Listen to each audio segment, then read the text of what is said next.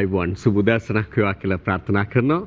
සුන්දර ශනිදාවක් බවට මේ සෙනසුරාදාව පත් කරන්න සූදානමින් තමයි අපි දවස ආරම්භ කරන්නේ.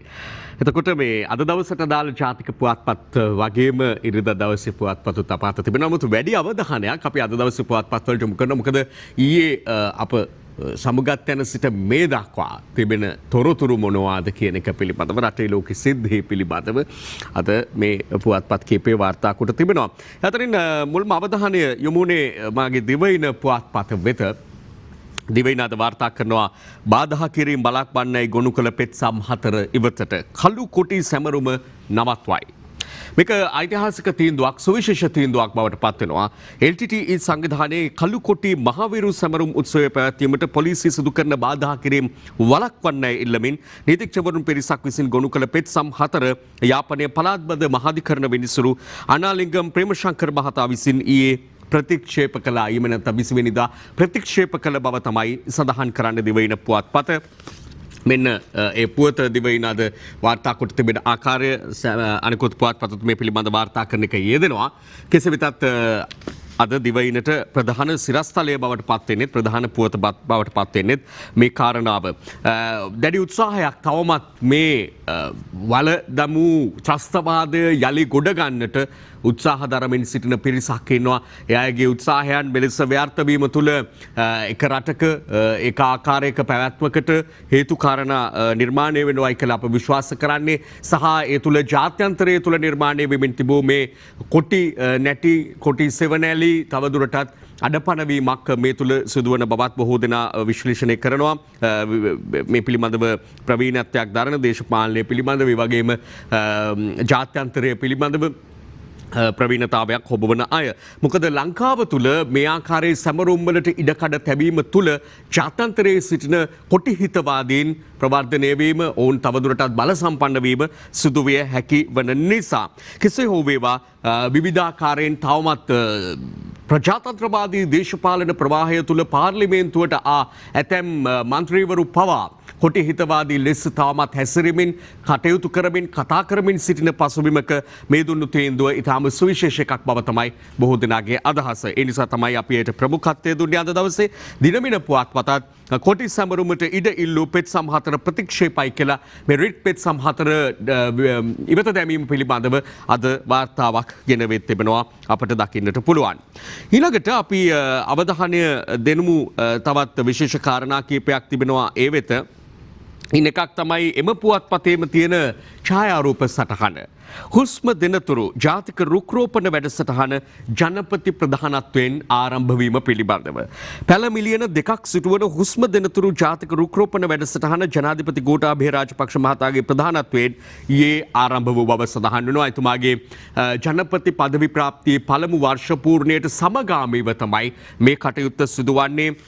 මේ ආකාරයෙන් පරිසර හිතකාමීව ඉදිරියටත් රට මෙහෙවන්නට ඒ වගේම සෑම සුවිශේෂ අවස්ථාවකදීම ඒ වෙත අවධානය යොමු කරමින් කටයුතු කිරීම ඉතාමත්ම වැදගත් වෙයි. මොකද දැන් මිලියන ගණන් නෙමෙයි ඊට වඩා හිටෙව්වත් පිරිමහන්න බැරි විදිහට පහුගිය කාලයක් මුළුල්ලේම මේ රටේ වන සම්පත විනාශ කරන්නට ඇතැම් මේ ප්‍රබල දේශපාලන ලක්ෂ්‍යයන්ගේත් මඟ පෙන්වීම මැදිහත් වීම ඍජු මැදිහත් වීම මතම කටයුතු කරලා තියෙනකොට ඒවා ආවරණය කරන්නත් ඕනේ. ඊට වඩා එන්නම දූෂණයට ලක්වන පරිසරය යම් ආකාරයකින් රැක ගන්නට නම් මේ ගහකොළ වෙත වැඩි අවධානයක් අපට යොමු කරන්නට වේවි.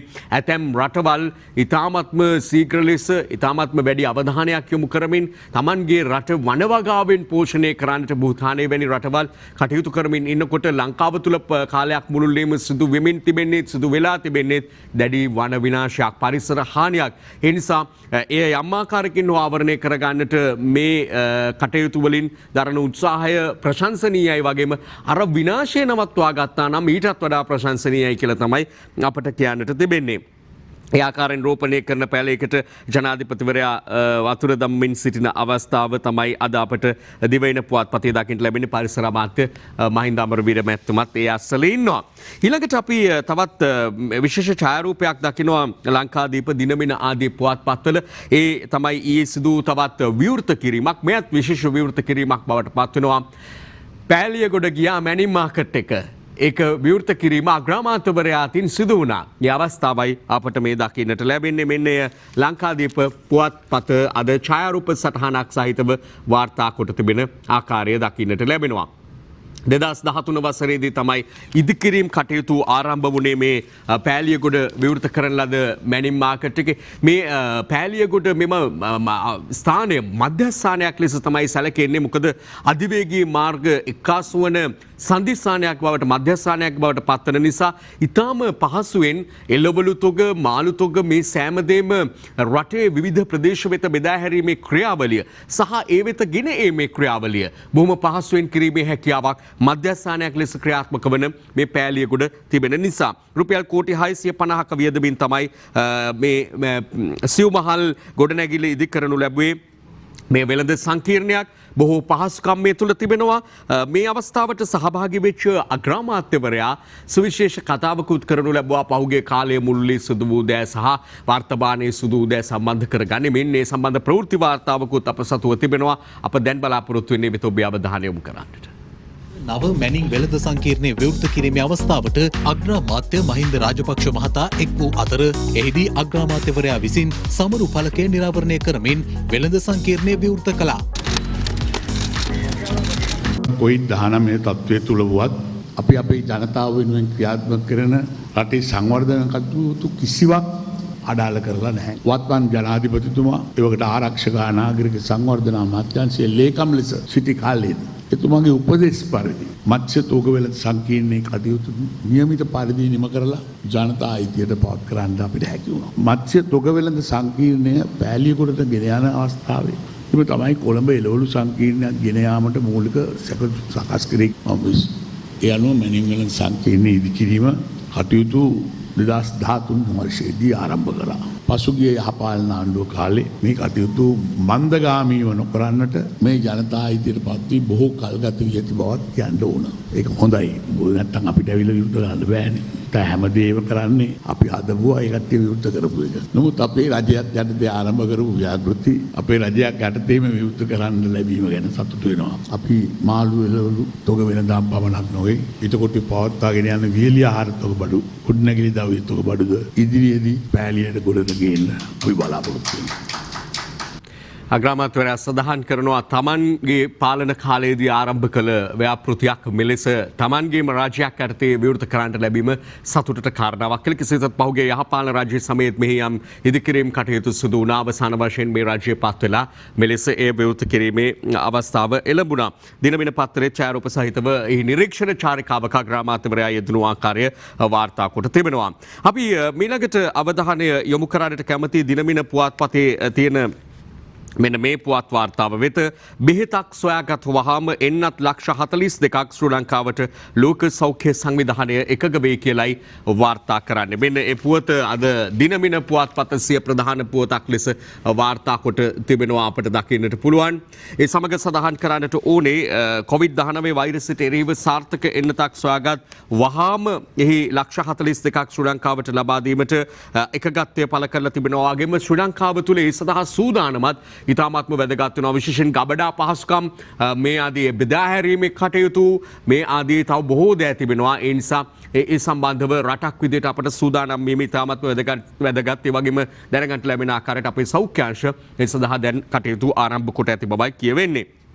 කෙසේ වෙතත් මේ අතරේ කොරෝනා වසංගත තත්ත්වයට අදාළ වෙන කොවිඩ් වසංගතයට අදාළ වෙන කරුණු කාරණා ගණනාවක් එක් එක් පුවත්පත්වල අපට දකින්නට ලැබෙනවා. ඉන් ප්‍රමුඛ කාරණාවක් විදිහට අපි දකිනවා ඒ වෙත යොමු වන්නට පෙර ආතු තවත් යමක් එක්කාසු කරන්න ඕනි කියලා මට හිතුණා මේ ප්‍රධාන සිරස්තලයට මේ එන්නත් පිළිබඳ කාරණාවට. මේ දිනවල ඔබ දන්නවා එන්නත් කේපයක්ම අත්දා බලමින් තිබෙනවා 90%ක 90කට එහා ප්‍රමාණයක සාර්ථකත්වයට යම් යම් එන්නත් පත්වෙමින් තිබෙනවා. ඒ අතරේ ඔක්ස්ෆර්ඩ් විශ්වවිද්‍යාලයේ කරගෙන යන පරීක්ෂණ කටයුතු තකණ්ඩ නිරන්තරව සිදුවනවා.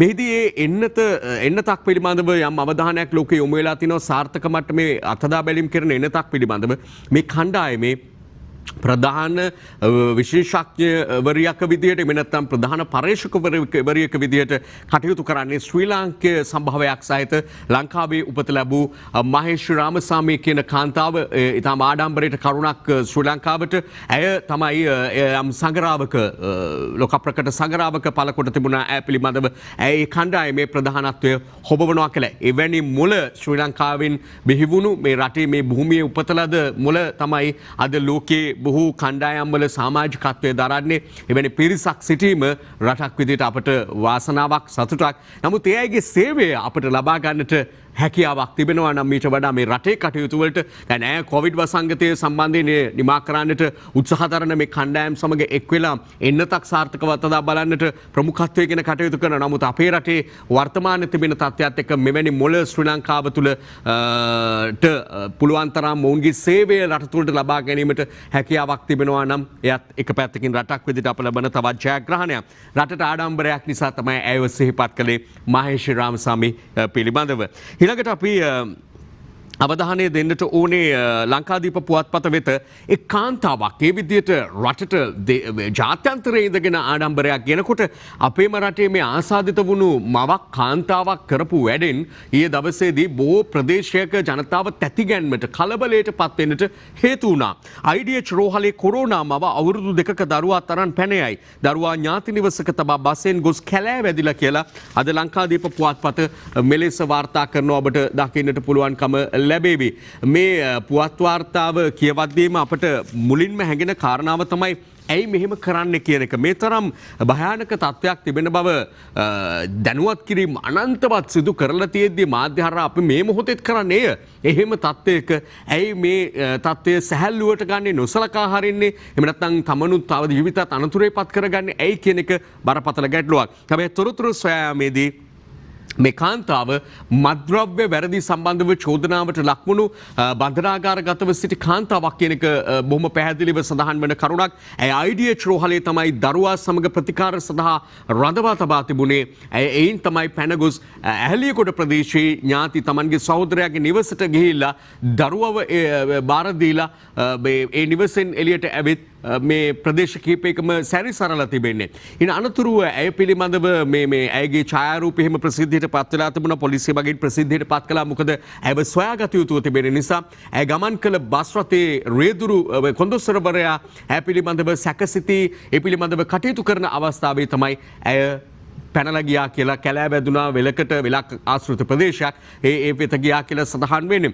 ඊටම කනගාටුදායක කාරණාවක් අපි මේ රූපරාමු දකිද්දී මේ පිළිබඳව අපිට දකින්නට ලැබුණේ ආරක්ෂකාංශ පොලිසිය නිලධාරීන් සෞඛ්‍යාංශවල නිලධාරීන් ප්‍රදේශවාසීන් මේ විවිධ පාර්ශ්ව එකතු වෙලා කැලයක් පීරගෙන ගම් එහෙම නැත්නම් වෙලක් පීරගෙන මේ ලඳු කැලෑවක් වෙලක් පීරගෙන මේ කාන්තාවක් සොයන්නට වීම මෙවැනි වෛරසයක් රට පුරා ව්‍යාප්ත වීමේ අවදානම තිබෙන වේලාවක මොනතරම් කනගාටුදායක තත්ත්වයක්ද සහ ඇයි මේ ටික තේරුම් ගන්නට බැරි මොන වරදක් තිබුණත් ඒ පිළිබඳව ඇයට නීතිමය මාර්ගෙන් කටයුතු කිරීමේ හැකියාවක් තිබෙනවා. මම අපි දැක්කා මහජන සෞඛ්‍ය පරීක්ෂකවරුත් එම ස්ථානයට දරුවා බාර දී තිබූ ස්ථානයට ගිහිල්ලා කියනවා බය වෙන්නට එපා. අපි මේ පිළිබඳව කටයුතු කරද්දී මානුෂීය පැත්තත් හිතලා තමයි කටයුතු කරන්න කියන එක. එහෙමත් තිබුණු තත්ත්වයක තමයි මෙලෙස වාගකීම් විරහිතව කටයුතු කිරීම පිළිබඳව වාර්තා වෙන්නේ. මේ එක් අවස්ථාවක් පමණයි. මෙවැනි අවස්ථා කීපයක් විටින් විට වාර්තා වෙලා තිබෙනවා. අප සෑම විටම මේ කාරණා අවධාරණය කරන්නේ එක සිද්ධියක් එක පුද්ගලයෙක් ඇති රට පුරා මේ කොවිඩ් වසංගතය ව්‍යාප්ත කර හරින්නට. ඒ නිසායි මේ ගැන අපි වඩා අවධානය දිය යුත්තේ. ඔය අතරේ අපි ලංකාදීප පුවත්පතේම දකිනවා සාමාන්‍යයෙන් නම් විපක්ෂයෙන් වැඩි ලෙස අහන්නට දකින්නට ලැබෙන්නේ ආණ්ඩුව අසමත් කොවිඩ් වසංගතය ව්‍යාප්ත වෙනවා හැමතැනම. ඊළඟට බොහෝ වෙලාවට මේ සෞඛ්‍යාංශ ආරක්ෂකාංශවල තිබෙන යම් යම් සෞඛ්‍යාංශයේ එහෙම යම් යම් නිලධාරීන් හිටපු නිලධාරීන් නැහැ. කෝයි අයට මොකද වෙලා තියෙන්නේ යම් යම් අඩුඩුකම් හැමීම තමයි බොහෝ වෙලාවට PCR පරීක්ෂණ පිළිබඳව ඊළඟට ඇන්ටිජන් පරීක්ෂණ පිළිබඳව එලෙස මැදිහත් වීමක් තමයි බොහෝ වෙලාවට දකින්නට ලැබෙන්නේ. නමුත් ෆීල්ඩ් මාර්ෂල් සරත් පොන්සේකා මන්ත්‍රීවරයාගෙන් දකින්නට ලැබෙනවා මධ්‍යස්ථ මැදිහත් වීමක් කොරෝනා තරමක පාලනයක් කරලා කාටත් සතුටත් සරත් ෆොන්සේකා කියලා අද ලංකාදීප පුවත්පත වාර්තා කරනවා. හරි දේ හොඳ දේ සිද්ධ වෙනකොට ඒක ඒ විදිහට දකින්නටත් අඩුපාඩුවක් තියෙනකොට ඒක නොබියව පැහැදිලිව පෙන්වා දීමත් විපක්ෂයක කාර්යභාරය නොවේද කියලා සහ කාර්යභාරය විය යුතුයි කියලා බොහෝ තැන්වල කියවෙනකොට විපක්ෂයේම ඇතැම් මන්ත්‍රීවරු කටයුතු කරන ආකාරයත් එක්ක බැලුවාම ෆොන්සේකා මැතිතුමාගේ මේ ප්‍රකාශය යම් ප්‍රශංසනීය බවක් පෙන්눔 කරනවා. රජය හොඳයි කියන එක නෙමෙයි වඩා වැදගත් වෙන්නේ හොඳ දේ හොඳයි කියමත් අඩුපාඩුව නරකයි නොවිය යුතුයි කියලා පෙන්වා දීමක් තමයි ඊටාත්ම වැදගත් වෙන කාරණාව. ඒ නිසා මම හිතන්නේ ඒට විශේෂ අවධානයක් පුවත්පතේ යොමු වී ඇති බවකුත් වෙනෙන්න තිබෙනවා. මේ අතරේ අපි අවධානය යොමු කරමු දිවයින පුවත්පතට. දිවයිනේ තියෙනවා අද හෙට මගී දුම්රිය නැහැ කියලා. දුම්රිය ගමනාගමනය අද සහ හෙට මේ සත්‍යාන්තයේ නවතා දමන බව දුම්රිය බලධාරීන් ප්‍රකාශ කළ කාරණාවක්. මේ පිළිබඳව එලෙස වාර්තාවක් ගෙන වෙත් තිබෙනවා. ඒ වගේම අපි බලමු මොනවද මේ තවදුරටත් තියෙන දිවයින පුවත්පතේ එහෙම කොවිඩ් වසංගතයට අදාළව කියලා. කොරෝනා ආසාදිතව 368ක් ඊයේ සුවය ලබති. බන්ධනාගාරවල ආසාදිත ගන්න 534 දක්වා ඉහළට. යතරේ සඳහන් කරන්න ඕනේ මරණ ගණනත් 74 දක්වා ඉහළ ගොස් ඇති බවයි තොරතුරු වාර්තා වෙන්නේ. කෙසේ වෙතත් ආසාදිතයින් හමුවීමේ තත්ත්වයට වඩා සුව වී ප්‍රතිකාර ලබා පිටව ගිය සංඛ්‍යාව යම් වැඩිවීමකුත් මේ අතරේ පෙන්눔 කරනවා. ඒ අතරේ අපි අර නිරන්තරයෙන් අවධාරණය කරන කාරණාව සාමාන්‍යයෙන් 5500 වගේ ඉලක්කමක බොහෝ වෙලාවට ප්‍රෝහල් ගතව ප්‍රතිකාර ලැබෙන සංඛ්‍යාව රඳවා පවත්වාගෙන යාමට යම් හැකියාවක් ලැබී තිබෙනවා අපේ සෞඛ්‍ය අංශවලට. ඒ වගේම තමයි මරණ සංඛ්‍යාවත් අනිකුත් රටවල් හා සැසඳීමේදී ඊළඟට මේ අපේ රටේ ජනගහනය හා සැසඳීමේදී හොඳ මට්ටමක යම් ආකාරයකින් පවත්වාගෙන යන්නට හැකියාවක් ලැබී තිබීම උදම්මනන ජයග්‍රහණයක් නොවුනාට එක පැත්තකින් මේ කොවිඩ් පාලනය පිළිබඳව යම් ආකාරයක බලාපොරොත්තුවක් දල්වා ගත හැකි තත්ත්වයක් කෙනෙක්. ඒම තමයි මම හිතන්නේ සරත් ෆොන්සේකා මැතිතුමත් අවධාරණය කරන්නේ. හැබැයි මේ මරණ ටිකත් අපිට අවම කරගෙන නැති තත්වයකට පත් කරගන්න අර අපි එක කාලයක රට තිබුණු තත්වයට පත් කරගන්නට පුළුවන් නම් ඒ තාමත්ම වාසනාවන්තයි, තාම කනගාටුදායකයි. නිවෙස් තුළම බොහෝ දෙනා මිය යනවා. අපේ ජ්‍යෙෂ්ඨ පරම්පරාව එදා මේ රට වෙනුවෙන් දහඩිය මහන්සිය හෙළූ පරම්පරාවාද වයෝවෘද්ධ තත්ත්වයේ ඉන්නකොට ඒ අය අතරින් තමයි වැඩි දිනෙක මේ විදිහට සමුගන්නේ. කොවිඩ් වසංගතය හැම මේ තියෙන බරපතලම ඛේදවාචකයේ තමයි අවසන් බුහුමනක් දක්වන්න පවුලේ ඥාතියෙකුටවත් ඉඩක් කඩක් නිදහසේ ගෞරවයක් දක්වන්නට ඉඩක් කඩක්වත් ලැබෙන්නේ නැහැ. ලෝක නීති රීති සම්මතයන්ට අනුකූලව ඒ ආදාහන කටයුතු සිදු කරන්නට වන නිසා. ඉතින් ඒක තමයි අවාසනාවන්තම තත්ත්වය මේ තුල තිබෙන. අපි ප්‍රාර්ථනා කරමු එවන් මරණ පුළුවන් තරම් මේ රටේ සීමා වේවා කියලා. ඊළඟට අපි දිනමින පුවත්පතට අද දවසේ අවධානය යොමු කරනවා. රාජ්‍ය බුද්ධි සේවයේ හිටපු අධ්‍යක්ෂ පාස්කුදා ප්‍රහාරය වීමට පැයකට පෙර මෛත්‍රීට ඇමතුම් 3ක් දීලා ජනපති කොමිසමේදී හෙළිදරව් වුණු කරුණක් පිළිබඳව එලෙස අද දිනමින වාර්තා කරනවා. සෞභාග්‍ය දැක්මේ කිසිදු කරුණක් මෙවර අයවැය යෝජනාවල නෑ. විපක්ෂ નાයක සජිත් ප්‍රේමදාස මහතා කරන චෝදනාවක් මෙලෙස අපට දකින්නට පුළුවන්කම තිබෙනවා. ඒ අතරේ අපි දිනමිනේ දකිනවා යහපාලන ආණ්ඩුව ජාතික පාසල් 278කට විදුහල්පතිවරු පත් කර අධ්‍යාපන ඇමති යම් අවස්ථාවක විදුහල්පතිවරු පත් කිරීම පිළිබඳව සම්මුඛ පරීක්ෂණ තියලා කටයුතු කරනාට එය නැවත ආපස්සට හරවගත් අකුල ගන්නට කටයුතු කරන යම් ඇතු ගැටලුකාරී තත්ත්වයක් මත ඇතැම් විදුහල්පතිවරු එක අඩියක් ඉන්න පාසලේ තව අඩියක් යන්න තිබ්බ පාසලේ තියාගෙන තමයි කටයුතු කරමින් හිටියේ. හැබැයි ඒ තත්ත්වය එහෙමම නැවතුණත් හරි තවමත් ජාතික පාසල් මේ කියන ආකාරයට බහුතරයකට නිශ්චිතව විදුහල්පතිවරු පත් කළ නැහැ. බොහෝ තැන්වල වැඩ බලන විදුහල්පතිවරු ඉන්නා කියලා තමයි දැනගන්න ලැබෙන්නේ. මේ ඊටාම ඉක්මනින් විසඳාගත යුතු තවත් එක් තත්ත්වයක්. විදුහල්පතිවරු ගැන එලෙස කතා කරා වගේම අපි අවධානය යොමු කළ යුතු කාරණාවක් තිබෙනවා බස්නාහිර පළාතේත් ඒ වගේම අගුළු දමා තිබෙන අනිකුත් ප්‍රදේශත් හැරුණුකොට දිවයිනේ අනෙක් ප්‍රදේශවල පාසල් සඳුදා සිට විවෘත කිරීම සඳහා අනිද්දා සිට විවෘත කිරීම සඳහා සූදානමක් තිබෙනවා. ඒ 6 වසරේ සිට 13 වසර දක්වා ශ්‍රේණි මේ පිළිබඳව තවමත් ගුරු සංගම් දැඩි ලෙස රතු එළිදල් වන ස්වරූපයක් තමයි අපිට පේන්න තිබෙන්නේ. චෝදනා පමණයි ඔවුන්ගෙන් අසන්නට ලැබෙන්නේ සහ අනතුරු ඇඟවීම තමයි ඔවුන්ගෙන් අපිට දක්නට ලැබෙන්නේ. යලි යලිත් මේ ආකාරයෙන් මාධ්‍ය හමු පවත්වමින් එලෙස මේ පාසල් පැවැත්වීම අනතුරුදායක තත්ත්වයක් බවට ප්‍රකාශ කළ අවස්ථා කිහිපයක් අප සතුව තිබෙනවා. ප්‍රවෘත්ති වාර්තා අප දැන් සූදානම් මේ ඔබට පෙන්වන්නට. පවතින වසංගත තත්ත්වයේ හේතුවෙන් පසුගිය ඔක්තෝබර් මාස 3 වනදා සියලු පාසල් වෙත තෙවන පාසල් වාරය සඳහා වන නිවාඩු ලබා දීම සිදු කළ අතර වෛරස ව්‍යාප්තිය හේතු කරගනිමින් දිනෙන් දින තෙවන පාසල් වාරය සඳහා පාසල් ආරම්භ කිරීම කල් දැමීමට සිදු වුණා. කෙසේ නමුත් ලැබුණු සෞඛ්‍ය නිර්දේශ මත බස්නාහිර පළාතේ සහ හුදකලා කර ඇති ප්‍රදේශවල පාසල් හැරුණු කොට එළඹෙන 23 වන සඳුදා දින 6 වසරේ සිට 13 වන ශ්‍රේණිය සඳහා සෙසු පාසල් විවෘත කිරීමට අධ්‍යාපන අමාත්‍යාංශය තීරණය කර ඇති බව අධ්‍යාපන අමාත්‍ය ජී.එල්. පීරිස් මහතා ඊයේ දින මාධ්‍ය වෙත විශේෂ ප්‍රකාශයක් කරමින් සඳහන් කළා. කෙසේ වෙතත් මේ වන විට පවතින තත්ත්වය හමුවේ තවදුරටත් පාසල් විවෘත නොකරන ලෙසයි ලංකා ගුරු සංගමය ඇතුළු අධ්‍යාපන වෘත්තීය සමිති පවසන්නේ. අපි දැක්කා අධ්‍යාපන අමාත්‍යවරයෙක් මේ සම්බන්ධයෙන් චක්‍රලේඛයක් නිකුත් කරනවා කියලා. අපි දැක්කා අධ්‍යාපන ලේකම්වරයා නිකුත් කරලා තියෙනවා චක්‍රලේඛයක්. ඒ චක්‍රලේඛේ යටින් සඳහන් කරලා තියෙනවා විධිමත් චක්‍රලේඛයක් නිකුත් කරනවා කියලා. තවමත් මේ මාධ්‍ය සාකච්ඡාව අපි කතා කරන සිකුරාදා තවමත් නිකුත් කරලා නැහැ. සැලසුමක් සහිතව විධිමත් ක්‍රමවේදයකට පාසල් ආරම්භ කරන්න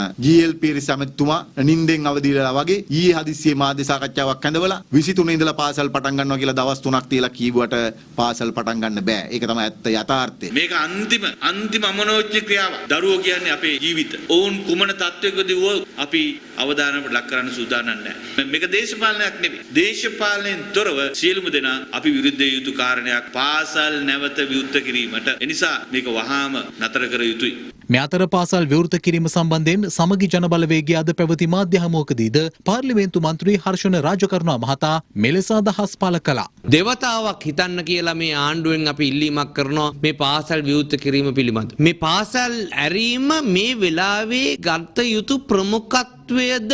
එතකොට ඊට පස්සේ ඒක වැරදුනොත් මේ වගේ සත්වයක් උදා වුණොත් දැන් ඊට පස්සේ කියයි මොකද්ද ඊළඟට කියන්නේ? පාසල් වල දරුවන් හරියට හැසිරුන්නේ නැති හින්දා එහෙම නැත්නම් පාසල් වල ඉන්න විදුහල්පතිත් ඒ අර කමිටුවත් හරි නිසි තීන්දුව ගත්තේ නැති හින්දා කොරෝනා පාසල් පොකුරක් ඇති වුණා කිය. මේ අතර පාසල් විවෘත කිරීම සම්බන්ධයෙන් වසංගත රෝග විද්‍යා ඒකකයේ ප්‍රධානී විශේෂඥ වෛද්‍ය සුදත් සමරවීර මහතාද මෙලෙස අදහස් පළ කළා. අපි දැක්ක මේ අවුරුද්ද තුලදී අවස්ථා කිහිපයකදීම දරුවන්ගේ අධ්‍යාපනය යම්කිසි විදියකින් අතරමඟ නැවතීමක් සිදු වුණා COVID-19 රෝගයේ වසංගතය නිසා. ඒ මුළු රට පුරාම සිදු වුණා. නමුත් ඒ අභියෝග ජයගෙන මේ අවුරුද්ද තුලදී ශිෂ්‍යත්ව විභාගයත් උසස් පෙළ විභාගයත් අපිට පවත්වන්න පුළුවන් වුණා. නමුත් අනිත් දරුවන්ගේ අධ්‍යාපනය ඒ විදිහටම දිගටම පවත්වාගෙන යන්න ඕන. විධිමත් අධ්‍යාපනයක් දරුවන්ට ලබා දීම සඳහා කරන්න තියෙන විකල්ප හෝ එකම ක්‍රියාමාර්ගයට අවතීර්ණ වීමට සිදු වෙනවා. ඒ නිසා තමයි තවදුරටත් ප්‍රමාණික දරුවන්ට අධ්‍යාපනය ලබා දීම සඳහා පාසල් විවෘත කිරීම සිදු කළේ. ඒ සමග අපි එකාසු කරන්නට කැමති ලංකාදීප පුවත්පතේ තිබෙන මේ වාර්තාවත් කුරුණෑගල ප්‍රදේශ රැසක පාසල් ඇරීම සතියකින් කල්යයි. අර අප සඳහන් කළ ප්‍රදේශවලට අමතරව කුරුණෑගලත් පාසල් විවෘත කිරීම ප්‍රදේශ කීපයක සතියකින් කල් යන බව තමයි සඳහන් කරන්නේ ලංකාදීප පුවත්පත.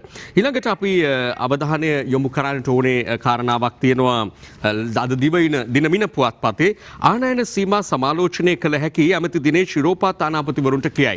යුරෝපා සංගමය විසින් යම් ආකාරයක අනතුරු ඇඟවීමක්ද කියලා අපට හිතුණා කියවීමේදී මේ වාර්තාව ආනයන සීමා පිළිබඳව රජය ගත්තු ක්‍රියාදාමය ක්‍රියාවලිය තුල ආයෝජන බලාපොරොත්තු වෙනවා නම් ඒ ගැනත් සලකා බලන්නට වෙනවා කියන රතු එළියද දැල්ුවේ කියන එක තමයි අපට හිතන්නට වෙන්නේ. මොකද දැඩි ලෙසම රජය උත්සාහ කරනවා ආනයන සීමාවන් තබා ගනිමින් අපනයන වලට ප්‍රමුඛත්වය දෙමින් ඉදිරි ආර්ථිකය මෙහෙයවීම සඳහා ඒ සීමාවන් පිළිබඳ යලි සමාලෝචනයට යොමු කළ ආකාරයක් තමයි මේ යුරෝපා සංගමය තුලින් මේ නිවේදනය තුලින් අද අපට දකින්නට ලැබෙන්නේ. දිනේෂ් ගුණවර්ධන අමාත්‍යවරයාත් යම් එකගත්වයක් පළ කරලා තිබෙනවා ඒ සමාලෝචනය සඳහා. ලංකාදීප ප්‍රධාන සිරස්තලයේ තියෙන්නේ ඇමති ජනකට එරෙහි මිනී මැරුම් නඩුව ඉවතට මේ 1999 වසරේ සිද්ධ වෙච්ච සිද්ධියක්. මිනී මැරුම් චෝදනාවක් එතුමාට ආව. පළාත් පාලන සහ පළාත් සභා අමාත්‍ය ජනක බණ්ඩාර තෙන්නකෝන් මහතාට එරෙහිව නීතිපතිවරයා මහනුවර මහාධිකරණයේ ගොනු කර ඇති අධිචෝදනා පත්‍රය නීතියට පටහැනි බව තීන්දුව කළ අභියාචන අධිකරණය එම චෝදනා පත්‍රය බලශූන්‍ය කරමින් රිට්නාක්ෂාවක් ඊයේ නිකුත් කළ බව තමයි වැඩිදුරටත් ලංකාදීපයේ මේ පුවත විස්තර කරමින් අද දවසේ වාර්තා කරන්නේ. ඊළඟට 24 පැයකදී දිස්ත්‍රික් 23කින් කොරෝනා කිසිවෙකු නැහැ කියලා යම් සුබදායි තත්ත්වයක් ලංකාදීප පුවත්පත වාර්තා කරනවා. දිනමින කියනවා කොරෝනා අවදානම අවමයි ශ්‍රී ලංකාව ආරක්ෂිත සංචාරක ලයිස්තුවට. අප බොහොම හොඳින් තේරුම් ගත යුතුයි මේ කියන්නේ මොකක්ද කියන එක.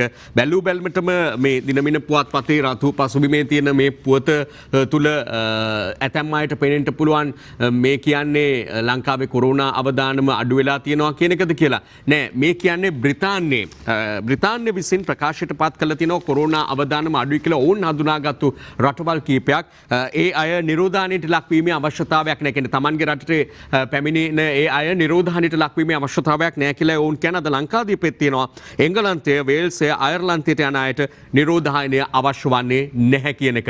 ඒක ඔවුන් අපේ තත්ත්වය පිළිබඳව සිතා බලාගත්තු තීන්දුවක්. එම නැතුව රටක් විදිහට අප කිසිසේත් ප්‍රකාශයට පත් කළ නැහැ. රාජ්‍ය සෞඛ්‍යාංශ ආරක්ෂකාංශ අවදානම අවම තත්ත්වයකට ඇවිත් තියෙන කියන එක යම් පාලනයක් කරන බව ප්‍රකාශ වෙනවා. පාලනය හොඳින් පවත්වාගෙන යන බවකුත් අපට යම් ආකාරයකින් පේනවා. පාර්ලිමේන්තුව තුනක් කතා බහ කරන කරුණු කාරණාවලින් ඒක ගම්ම්‍ය වෙනවා මිසක් අපි වැරදි තැන්වලට යා යුතු නැහැ. වැරදි අවබෝධයක් ඇති කරගත යුතු නැහැ. මොකද අපිට හොඳ පාඩමක් අපි ඉගෙන ගත්ත පළවෙනි වතාවෙත් ඒ අපේ තිබුණු අවධානයේ ගිලිහී යාම පරිස්සම අඩුවීම තමයි යලිත් වතාවක් මේ වෛරස තත්ත්වය ඔඩුදුවන්නට හේතු කාරණා බවට පත් වුණේ. එhmenan අපි අද දවසට අදාළ කාල වේලාවත් අවසන් වෙන නිසා පත්තරේ වහලා දාන්නයි කල්පනා කළේ.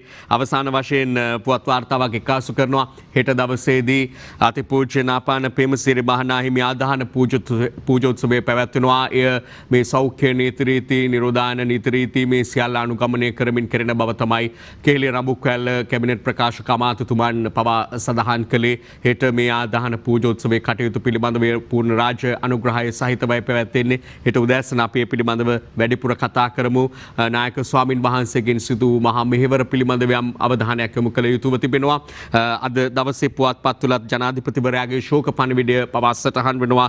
ආගමික රාජ්‍ය ප්‍රතිපත්ති සම්පාදනයට නාපාන පේමසිරි මහනාහිමියන්ගෙන් අනුශාසනා දැඩි ලෙස ඉවහල් වූ බව.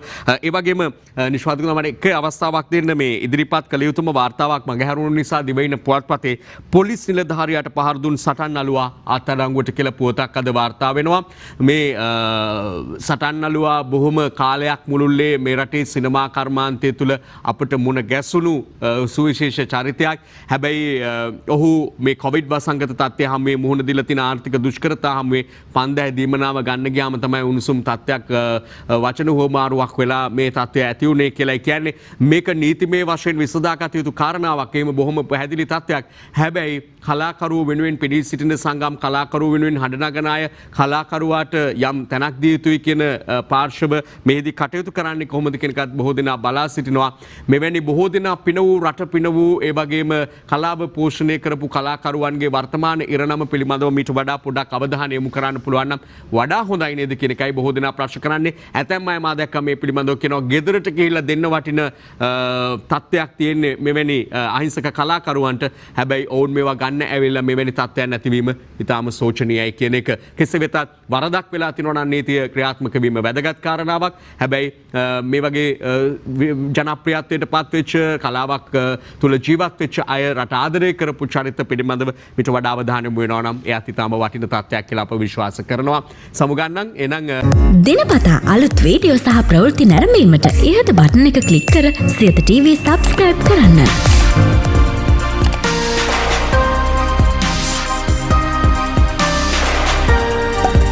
අලුත් වීඩියෝ ගැන මුලින්ම දැනගන්න මෙම සීනුව ක්ලික් කරන්න.